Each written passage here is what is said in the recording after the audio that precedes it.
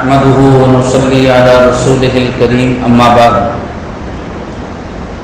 فأعوذ بالله من الشيطان الرجيم بسم الله الرحمن الرحيم والمؤمنون والمؤمنات بعضهم أولياء بعض صدق الله العظيم وقال النبي صلى الله عليه وسلم المرء على دين خليله او كما قال عليه الصلاة والسلام۔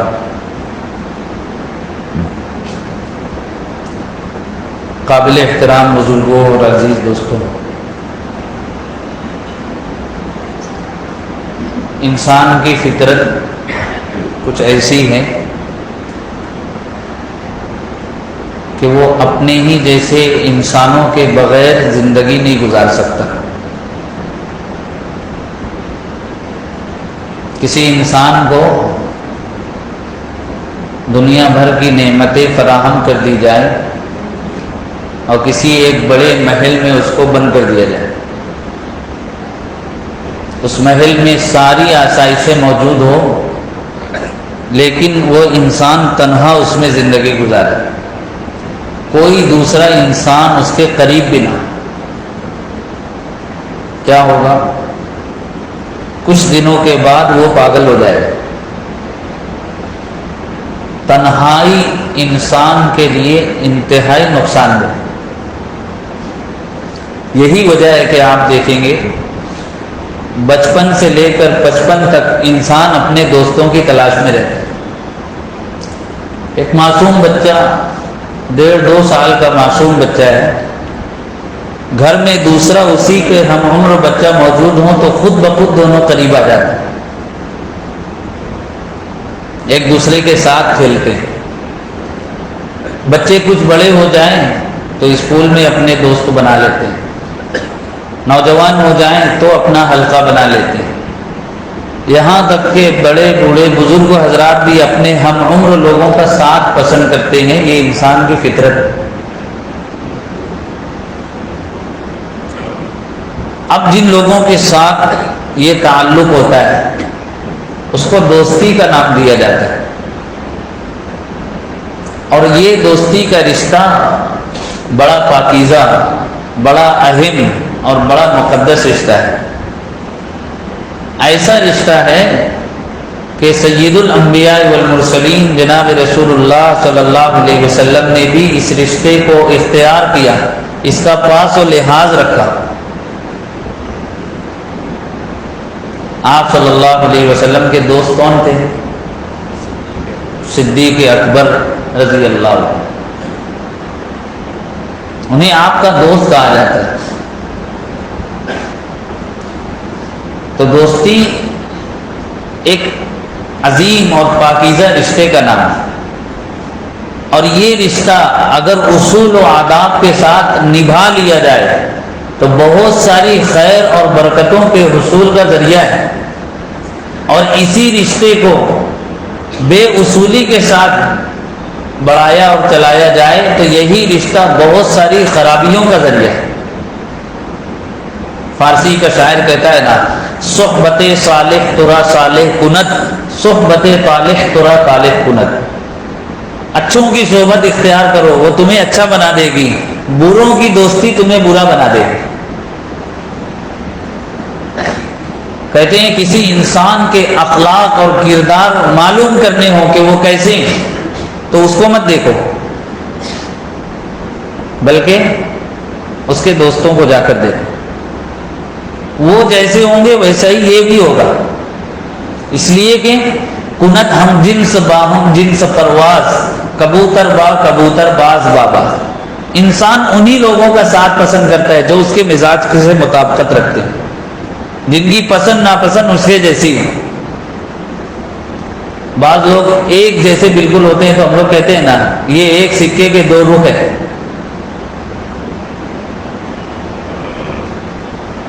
آپ دیکھو کبوتر کبوتر کے ساتھ پرواز کرتا ہے، باز کے ساتھ اڑان بھرتا ہے، تو ویسے ہی انسان ان لوگوں کے ساتھ رہتا ہے جو اس کے اپنے جیسے۔ یہی وجہ ہے کہ ہمارے بزرگ حضرات جب اپنی بیٹی کا رشتہ کہیں طے کرتے ہیں تو صرف وہ یہ نہیں دیکھتے کہ وہ لڑکا کیسا ہے، بلکہ یہ بھی دیکھتے ہیں کہ اس کے دوستوں کا حلقہ کیسا ہے، اس کی دوستی کن لوگوں سے، وہ کیسے لوگ ہیں۔ اس لیے ہمیں یہ تعلیم دی گئی کہ ہم لوگ دوستی کا تعلق قائم کرنے سے پہلے اچھی طرح دیکھ لیں ہم کن سے دوستی کریں۔ میں نے شروع میں حدیث شریف پڑھی، اللہ کے رسول صلی اللہ علیہ وسلم فرماتے ہیں المرء علی دین خلیلہ، انسان اپنے دوست کے دین پر چلتا ہے۔ فَلْيَنْظُرْ أَحَدُكُمْ إِلَىٰ مَنْ يُخَالِلُ، لہذا تم میں ہر شخص کو دیکھ لے کہ وہ کس سے دوستی کر رہا ہے۔ معاشرے میں آپ کو بہت سارے ایسے افراد ملیں گے جو پہلے غلط راہ پر چل رہے تھے، اچھے لوگوں کا ساتھ ملا وہ نیکی کی راہ پر چلنے لگے، اور بہت سارے شریف با اخلاق نوجوان ایسے ملیں گے جو پہلے بہت اچھے تھے، ان کو کوئی غلط عادت نہیں تھی، وہ نشہ نہیں کرتے تھے، وہ زبان سے بدگوئی نہیں کرتے تھے، لیکن برے لوگوں کا ساتھ ملا، اب بات بات پر زبان سے گالی نکل رہی، غلط لوگوں کی رفاقت ملی، اب نشہ کر رہے ہیں، اب برے کاموں میں مبتلا ہے۔ یہ دوستی کا نتیجہ ہے۔ تو وہ انسان بڑا خوش نصیب ہے جس کو اچھے دوستوں کا ساتھ مل جائے، جو اچھے لوگوں سے دوستی کرے اور اچھے لوگ اس سے دوستی کرنا پسند کریں، اور وہ انسان بڑا محروم ہے جو برے لوگوں کے ساتھ رہتا ہے یا جو کسی سے دوستی کرنا پسند نہیں کرتا اور لوگ بھی اس کو پسند نہیں کرتے۔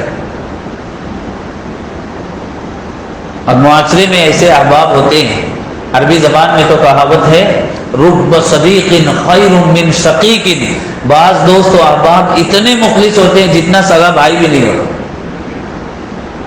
سگے بھائی سے بڑھ کر بعض لوگ دوستی نبھاتے ہیں۔ اسی بات کو عربی میں اس طرح بھی کہا جاتا ہے رب اخ لم تلدہ ام، بعض دوست وہ ہے جن کو ہماری اپنی ماں نے نہیں جانا لیکن وہ ہمارے بھائی ہیں۔ بعض بھائی ایسے ہوتے ہیں، وہ بھائی کون ہوتے ہیں؟ وہ مخلص اور اچھے دوست ہوتے ہیں۔ تو دوستی کا انسان کی زندگی سے بڑا گہرا ربط و تعلق ہے، اور بچپن سے بچپن تک انسان دوستوں کے ساتھ زندگی گزارتا ہے۔ اس لیے اسلام میں دوستی سے متعلق اور دشمنی سے متعلق بڑی بنیادی ہدایات دی گئی۔ کیا کہا گیا؟ سب سے بنیادی بات دوستی ان لوگوں سے کی جائے جو ایمان والے، والمؤمنون والمؤمنات بعضهم اولیاء بعض، ایمان والے مرد اور ایمان والی عورتیں یہ سب آپس میں ایک دوسرے سے ایک خصوصی تعلق رکھتے ہیں، دوستی کا، ہمدردی کا، مخلصانہ رفاقت کا، اور یہ سب ایک دوسرے کے معاون اور مددگار ہیں۔ مطلب غیر مسلموں سے اس درجے کی دوستی نہیں رکھنی چاہیے کہ جس کی وجہ سے ہم ان کے دین و مذہب سے متاثر ہو جائیں یا ہمارا اپنا دین و ایمان خطرے میں پڑ جائے۔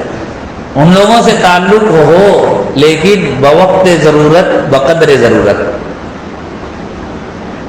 کاروبار کی وجہ سے، پڑوس کی وجہ سے، کسی اور وجہ سے رشتہ قائم کیا جائے بوقت ضرورت، بقدر ضرورت، لیکن اصل دوستی، تعلق اور رشتہ داری جن لوگوں سے ہو وہ ایمان والے ہیں۔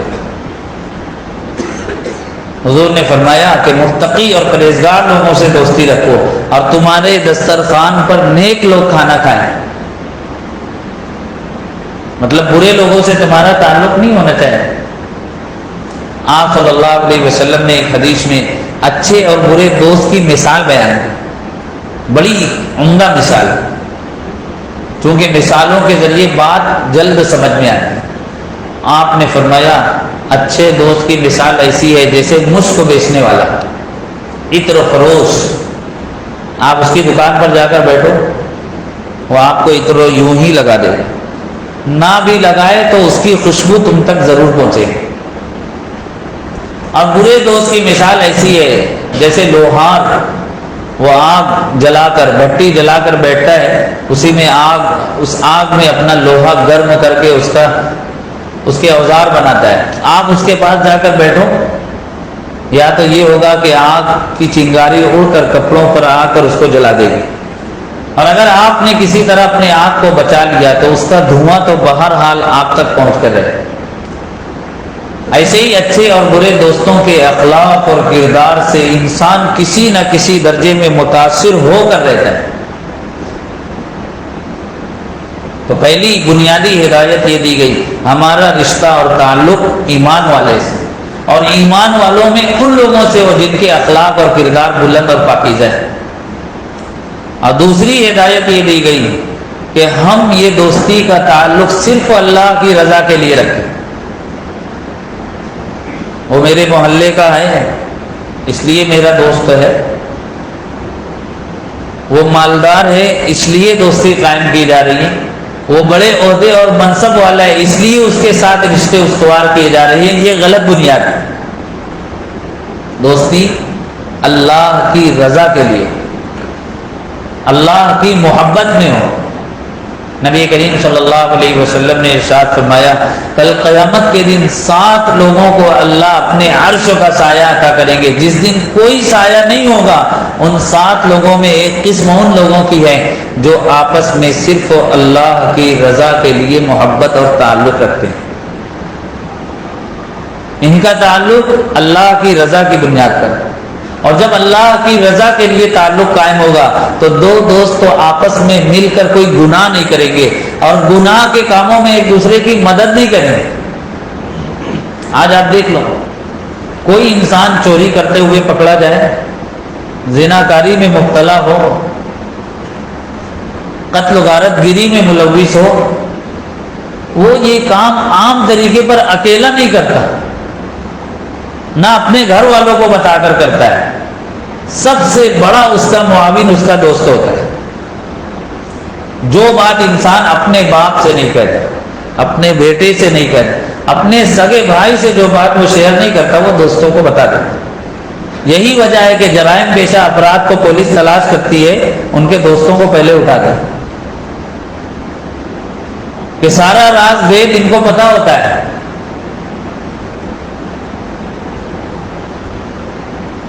اس لیے اچھے لوگوں کی صحبت اور اچھے لوگوں کا ساتھ، اور اس ساتھ کی بنیاد اللہ کی رضا۔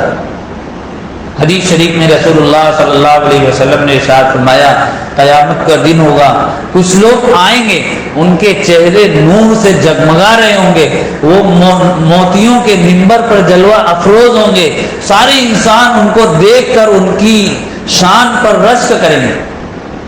پھر آپ نے کہا، نہ وہ نبی ہوں گے نہ شہید ہوں گے۔ صحابہ حیران کہ اتنا بلند مقام یا تو کسی نبی کا ہو سکتا ہے یا کسی شہید کا ہو سکتا ہے، پھر یہ کون لوگ ہوں گے؟ تو ایک صحابی نے کہا، اللہ کے رسول ان کی پہچان بتائیے، ان کا عمل کیا ہوگا جس کی وجہ سے اللہ قیامت کے دن ان کو یہ مقام بلند عطا کرے گا؟ تو آپ نے فرمایا، یہ وہ لوگ ہوں گے جو آپس میں اللہ کی رضا کے لیے دوستی اور محبت رکھتے ہیں، اللہ کی رضا کے، کوئی اور غرض نہیں ہوتی، ایک دوسرے سے ملتے ہیں اللہ کو راضی کرنے کے، ایک دوسرے سے جدا ہوتے ہیں اللہ کی رضا کی خاطر۔ تو دوسری بنیاد کہ دوستی کی وجہ اللہ کی رضا ہونی چاہیے۔ تیسری چیز، انسان کو اپنے دوست کے اخلاق اور کردار کو سنوارنے کی فکر ہونی چاہیے، نیک کاموں میں ایک دوسرے کی معاونت کرنی چاہیے۔ تعاونوا علی البر والتقوی، نیکی کے کام میں ایک دوسرے کی مدد کرو، ولا تعاونوا علی الاثم والعدوان، اور گناہ کے کام میں، دشمنی کے کاموں میں ایک دوسرے کی مدد مت کرو۔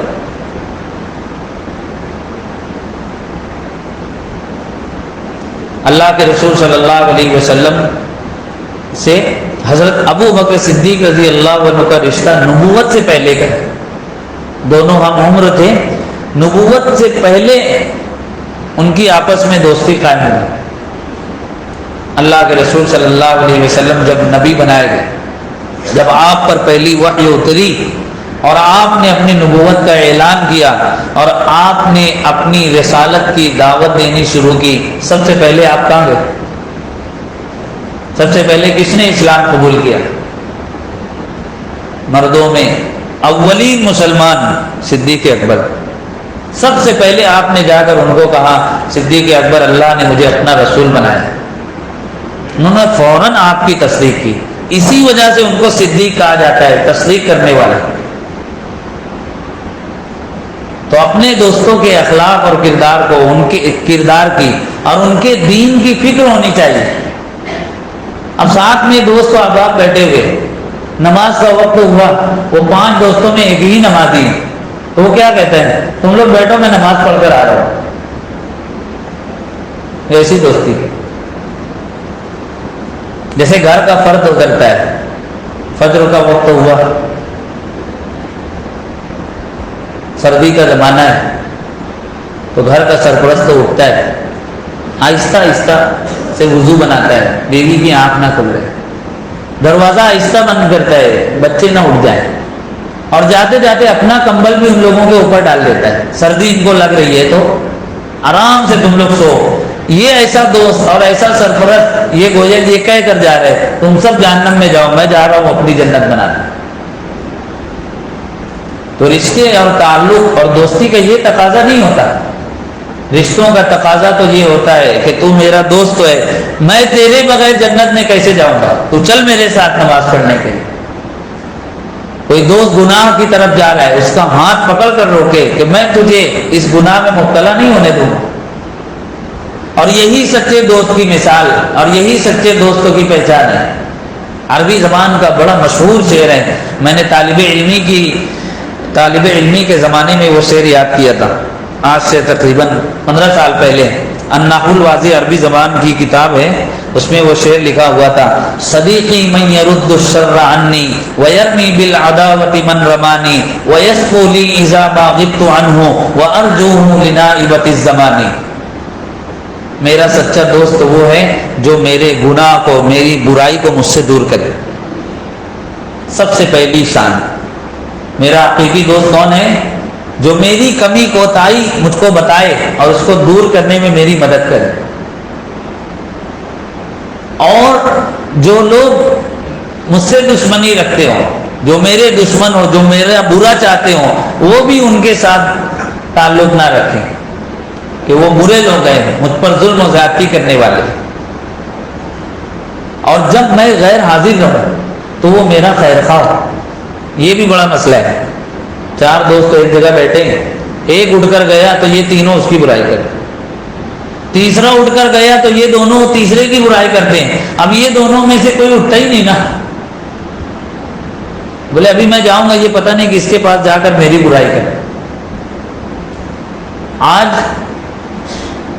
انسان 2 رخ کے ساتھ، 2 چہرے کے ساتھ زندگی گزار رہے ہیں، سامنے ہوتے ہیں تو الگ انداز میں بات کرتے ہیں، پیٹھ پیچھے الگ انداز میں بات کرتے ہیں۔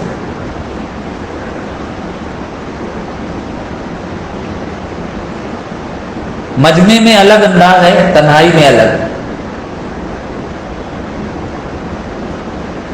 2 4 نہیں مجھ کو فقط ایک بتا دو، اندر سے بھی جو شخص باہر کی طرح، جس کا اندر اور بیرون ایک جیسا، یہ فرق ہے۔ تو شاعر کہتا ہے وَيَسْفُو لِي إِذَا مَا غِبْتُ عَنْهُ، جب میں اپنے دوست کے پاس نہیں ہوتا تو میری برائی نہیں کرتا، بلکہ اس وقت بھی وہ میرا خیر خواہ ہوتا ہے۔ وَأَرْجُوهُ لِنَائِبَةِ الزَّمَانِ، اور کسی بھی مصیبت اور تکلیف کے موقع پر میں اسی سے امید رکھتا ہوں کہ یہ میری ضرور مدد کرے، یہ میرا خیر خواہ ہے۔ تو دوست تو ایسے ہوتے ہیں۔ 3 باتیں ہوئی، آخری بات، اب اگر دوستی قائم ہوئی ہے تو اس کو اعتدال کے ساتھ رکھا جائے۔ بعض لوگ دوستی کرتے ہیں تو بالکل ساری حدیں پار کر دیتے نا، ایسے شرمناک واقعات دوستی نبھانے کے پیش آئے ہیں کہ ہم اس کو مسجد میں بیان نہیں کر سکتے، لیکن دوستی نبھانے میں لوگ وہ کرتے ہیں۔ ہر چیز آپس میں شیئر کرتے ہیں. میں آپ کو ایک مثال دے رہا ہوں. حدیث شریف میں ہے کہ انسان کی شادی ہو جائے تو وہ اپنی بیوی اور اپنے تعلقات کو اپنے دوستوں میں بیان نہ کرے. بیوی کو بھی منع ہے، شوہر کو بھی منع ہے کہ یہ راز کی باتیں ہیں، بتائی نہیں جاتی. لیکن بہت سارے دوست و احباب ہوتے ہیں پوری کہانی از اول تا آخر جا کر سنا دیتے ہیں، اس میں بڑی خرابی پیدا ہوتی ہے. تو دوستی میں اعتدال ہونا چاہیے. حضرت علی رضی اللہ عنہ کا قول ہے، الادب المفرد نامی کتاب، اس میں یہ قول نقل کیا گیا ہے کہ کسی دوست کو اپنا دوست بناؤ لیکن اس کی دوستی میں نرمی اور اعتدال اختیار کرو. ہو سکتا ہے کسی وقت وہ تمہارا دشمن ہو جائے، اور کسی سے دشمنی ہو جائے تو بھی نرمی اور اعتدال اختیار کرو. ہو سکتا ہے کسی وقت اس سے دوستی ہو جائے. ایسا نہ ہو کہ دوستی ہوئی تو اس سے بڑھ کر کوئی نہیں اور دشمنی ہوئی تو اس سے برا کوئی نہیں. اعتدال ضروری ہے. خلوص میں بھی ضروری ہے فاصلہ رکھنا، نہ اتنا ٹوٹ کر ملیے کہ دل کو شک گزرے. شریعت میں ہر چیز میں اعتدال پسندیدہ ہے. خیر الامور اوسطها، بہترین کام وہ ہے جو میانہ روی اور اعتدال کے ساتھ انجام دیا جائے. تو دوستی میں اعتدال. 4 باتیں ہوئی. آخری بات، اگر کبھی دوست سے کوئی غلطی ہو جائے، حق تلفی ہو جائے، وہ ہمارے ساتھ بدسلوکی کر بیٹھے تو کیا کیا جائے؟ تو صبر و برداشت کا مظاہرہ، عفو درگزر، یہ بھی ہمیں تعلیم دی. اس لیے کہ ہم جن کے ساتھ رہتے ہیں عام طریقے پر تکلیف بھی انہی کی طرف سے پہنچتی. دیکھا جو تیر کھا کے کمی گاہ کی طرف، اپنے ہی دوستوں سے ملاقات ہو گئی. آج ہر انسان تکلیف میں مبتلا اگر ہے تو اس کا سبب اس کے اپنے عام طریقے پر. اجنبیوں سے تو ہمارا تعلق ہی نہیں، وہ ہم کو پہچانتے ہی نہیں. اس لیے میں کہتا ہوں کہ دنیا کے مسلمان یہود و نصارہ سے تو پریشان ہیں، لیکن مسلمان سے بھی پریشان ہے. بتا دیجئے کوئی دوست جو اپنے دوستوں کی شرپسندی کا شکار نہ ہوا. بتا دیجئے کوئی بھائی جو اپنے بھائیوں کی حق تلفی سے پریشان نہ ہو. دکھا دیجئے کوئی گھرانہ جہاں ساس بہو کے آپس میں جھگڑے نہ ہو، جہاں میاں بیوی میں ناچاقی نہ ہو. لوگ اپنوں سے پریشان ہیں. اس لیے غیروں کے ظلم و جور کا شکوہ ہی کیوں کریں، ہم دوستوں سے جام ستم ہے پیے ہوئے.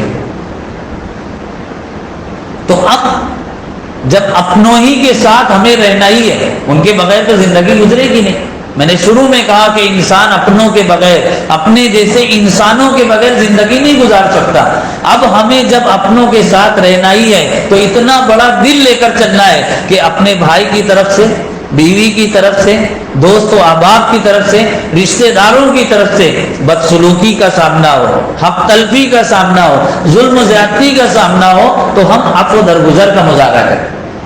عید کا جواب پتھر سے دینا اور برائی کا بدلہ برائی سے دینا، یہ ایمان والے کی شان نہیں. ایمان والوں کی شان کیا ہے؟ ہم اس نبی کے پیروکار ہیں جنہوں نے فتح مکہ کے موقع پر ان مشرکین کو معاف کیا تھا جنہوں نے آپ کے صحابہ کو شہید کیا، جن کی وجہ سے آپ کی بیٹیوں کو طلاق دیا گیا، جن کی وجہ سے آپ کو اپنا شہر چھوڑ کر مدینہ ہجرت کرنی پڑی، اور جن کو اگر موقع ملتا تو وہ مسلمانوں کو صفحہ ہستی سے مٹا دیتے. لیکن انہی لوگوں کے اوپر جب آپ کو اختیار ملا ہے اور ایک اشارے میں اگر آپ چاہتے تو ان کی گردنیں اتار دی جاتی. ایسے موقع پر رسول اللہ صلی اللہ علیہ وسلم نے فرمایا تھا، لا تثریب علیکم اليوم یغفر اللہ لکم اذهبوا وانتم الطلقاء، جاؤ جاؤ کوئی بات نہیں، میں نے تم سب کو معاف کر دی.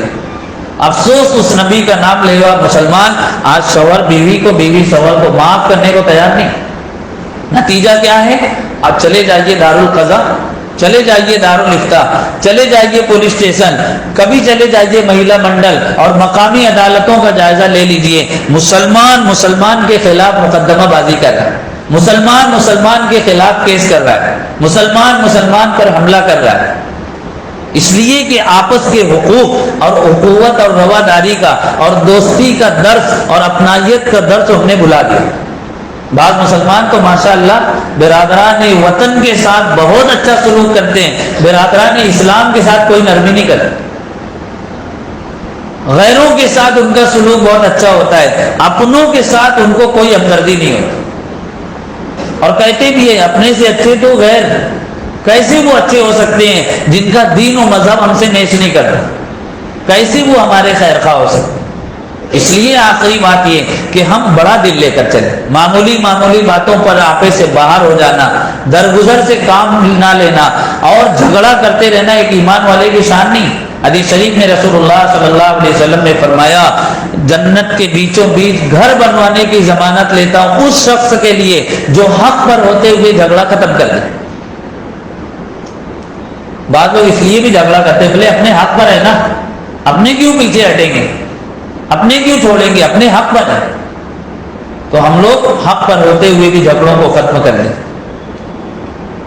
تو آج شہر بھر کی مساجد میں 50 مساجد میں اسی ایک عنوان پر علماء کرام خطاب کر رہے ہیں۔ پچھلے 2 جمعہ میں 110 مسجدوں میں انہی عنوانات پر ہمارے علماء اور مقررین نے خطاب کیا ہے، اور جمعہ کے منبر و محراب سے وہ ایک پیغام دیا ہے۔ میں آپ کو وہ پیغام دے کر اپنی گفتگو مکمل کرتا ہوں کہ پیغام جمعہ یہ ہے کہ ہم لوگ سارے ایمان والوں کو اپنا بھائی سمجھیں، درگزر کا مظاہرہ کریں۔ 2 ایمان والے آپس میں الجھ گئے ہوں تو ہم ان کے درمیان صلح صفائی کی کوشش کریں۔ آپ نے فرمایا نماز روزے اور صدقے سے بڑھ کر تمہیں عمل نہ بتلاؤں، 2 جھگڑا کرنے والوں کے درمیان صلح کرا دے۔ میں اپنے بڑے بزرگوں سے اور سرپرستوں سے گزارش کروں گا کہ وہ اپنے آس پاس کے ماحول کا جائزہ لیں۔ کوئی بیٹی ناراض ہو کر سسرال سے لوٹ کر آ گئی ہے، اس کے الجھے ہوئے معاملے کو سلجھا دیں، بیچ میں پڑھ کر صلح صفائی کر کے اس کو رخصت کریں۔ کوئی نوجوان ہے، اس کی بیوی ناراض ہو کر چلی گئی ہے، جا کر اس کی بیوی کو منا کر راضی کر کے لے آئیں۔ 2 بھائی آپس میں حصے ترکے کا معاملہ لے کر اختلاف کر رہے ہیں، علماء کی رہبری اور رہنمائی میں ان کے معاملے کو سلجھا دیں۔ 2 دوست تو آپس میں الجھ رہے ہیں، جھگڑا کر رہے ہیں، دور سے تماشا نہ دیکھیں، صرف افسوس کا اظہار نہ کرے۔ ہوتا یہ 2 لوگ جھگڑ رہے ہیں تو لوگ دور سے تماشا دیکھیں، موبائل نکال کر ویڈیو بناتے ہیں اور بعد میں افسوس کا اظہار کریں۔ ساحل کے تماشائی ہر ڈوبنے والے پر افسوس تو کرتے ہیں، امداد نہیں کرتے۔ ہمیں تماشا بھی نہیں بننا ہے بلکہ مدد کرنا ہے، اور معاشرے میں جھگڑا کرنے والوں کے جھگڑوں کو ختم کرنا ہے۔ میل محبت کے ساتھ، عفو درگزر کے ساتھ بڑا دل لے کر زندگی گزارنی ہے۔ اور آج جمعہ کی نماز کے بعد جا کر ہم میں کا ہر شخص جائزہ لے، میرا کس سے اختلاف ہے، کس سے دشمنی ہے، کس سے میری ناچاکی ہے۔ آج جمعہ کے بعد جا کر محض اللہ کی رضا کے لیے، جنت کے بیچوں بیچ ٹھکانہ حاصل کرنے کے لیے اپنے جھگڑے کو ختم کریں، اللہ کی رضا کے لیے ایک دوسرے کو معاف کر دیں تو زندگی بڑی خوشگوار ہو جائے۔ تھوڑی سی زندگی، اس میں ہم لڑ جھگڑ کر اپنا وقت ضائع نہ کریں۔ زندگی یوں ہی بہت کم ہے محبت کے لیے، روٹ کر وقت گنوانے کی ضرورت کیا ہے۔ دل سے دعا کرتا ہوں کہ اللہ تعالی ہم سب لوگوں کو میل محبت کے ساتھ، اتحاد اور اتفاق کے ساتھ، حقوق کی ادائیگی کے ساتھ زندگی گزارنے کی توفیق مرحمت فرمائے۔ اور آج کا یہ پیغام بطور خاص نوجوان دوستوں کے لیے، اللہ تعالیٰ تمام نوجوانوں کی جوانی میں برکت دے اور ان تمام باتوں پر عمل کی توفیق عطا فرمائے۔ وما توفیق الا باللہ۔